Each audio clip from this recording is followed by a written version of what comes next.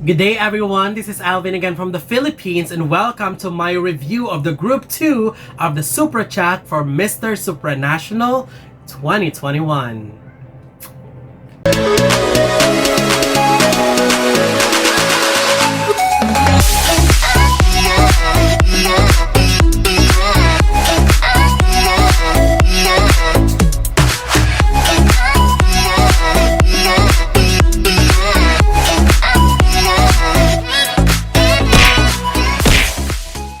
Well, hello! Here's my review of the episode 2 of the Super Chat of Mister Supranational. But before we proceed, let me just remind everyone that my ranking here is purely based on whom I think did well in the preliminaries. I did not put the voting or the capacity of the certain countries to vote. Voting is 60%. This is why I am encouraging everyone that even if your favorites are placing low in my ranking, you have the power to affect the result because voting is 60%.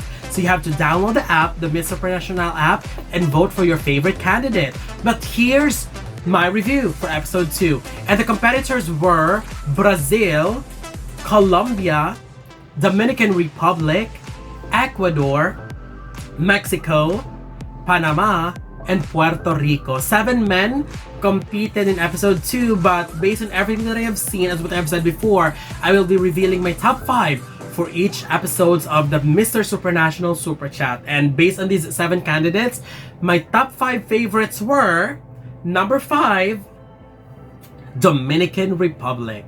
Ivan Oliaga, Dominican Republic, was first asked on what he would do to the people if he's got an endless amount of money. Interesting question. He said he wanted to focus on education so people could get access to it for free. And you know what I love about Dominican Republic is that he's smart. He's got so many amazing thoughts. The only thing that he needs to work on is how he presents his answers. He needs to have more energy, be enthusiastic a bit, and his content is good, but in delivery, you have to give us more of that convincing power. His second question was to give his message to the world during this pandemic. In this matter, I just wish there was more of that eye contact since he's giving a message, but nevertheless, it was a great message and the end was also very sweet. My number 4, Colombia. Manuel Molano. Colombia was first asked about the standards that men faced when entering beauty pageants. He said that men are expected to look good, but what's important is what's behind it all. First of all, I really appreciate his effort for trying to speak in English, and of course, there's still polishing to be done. But what I love about him is that, my goodness, he's so confident, yet sounded humble and charismatic at the same time. He's got so much presence on the first round. His second question was about his weakness and how he handles it. He mentioned that he's a little bit anxious and he spoke something about the past and the future. And honestly, I completely apologize, but I actually didn't get and didn't understand his point or what he's trying to say. So I apologize. And that's the reason why I placed him a little bit low, especially even though he answered good in the first round. But in the second one, I really didn't get the points. But the good thing is, I love that he mentioned that it is important for us to work on our weaknesses. My number 3, Puerto Rico. Francisco Vergara. Puerto Rico was asked about his thoughts on the saying, boys don't cry. He mentioned that boys do cry and there's nothing wrong with expressing yourself, which is true. It was a great answer and I love that he highlighted that it's okay to not be okay. His second question was about the challenges that he faced and what it taught him. He talked about his condition and how he turned his greatest fear into his passion. And I love how he shared his personal story. And what I like about him in the second question is that I really felt his sincerity, his genuine way of expressing his story. That was really beautiful. And I love the message underneath his story as well. So I truly, truly appreciate that. My number 2, Ecuador. Mario Iglesias. Ecuador was first asked about the historical figure that inspired him the most. Well, he mentioned Jesus and his life story. I was surprised in a good way to hear Ecuador speak English fluently.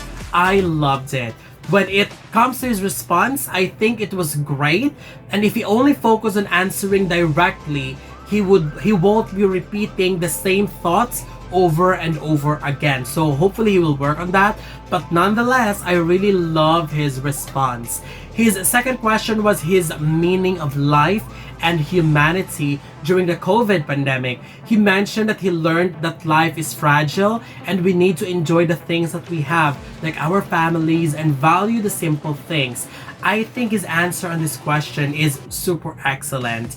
I surely appreciate and like him even more. I really love Ecuador. I mean, he's one of my favorites pre-preliminaries, but after watching this Supra Chat performance, it's like it solidified my love for him even more, and I believed in him even more that he could do really well in this competition.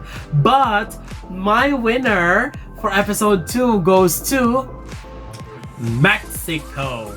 Gustavo Rosas. Mexico was first asked about something related to him that he wanted people to know. He mentioned that he's got that sense of help because he loved helping people. He also mentioned that he's been to TED Talks and talked about bullying. I mean, I really love Mexico. I mean, his responses are good, but he's charming. And it is a little bit distracting in a good way. I mean, his smile, his stare, I loved it. And I love his answer too. And that's the most important. But he also looked amazing. He really looked amazing. His second question was, aside from his mom, name another person that made an impact in his life. Well, obviously, he mentioned his father and all the good things about him. I think one advantage of Mexico is that he speaks really well. And he speaks with so much personality. As what I've said earlier, he speaks with so much charm. And I believe it's going to work on his advantage. And that is why Mexico is my winner for episode 2, along with the other man who completes my top 5. So I would love to know your list as well. So I really hope you watch episode 2 and be distracted by Mexico's handsome face. But again, let me remind you, he's also very smart. And that's why he won this round for me. So what are your thoughts? Don't forget to leave your comments below. Don't forget to give a thumbs up and share the video as well. And most importantly, don't forget to subscribe because you'll be seeing more of these videos in the future. For now, thank you very much and have a wonderful day from the Philippines.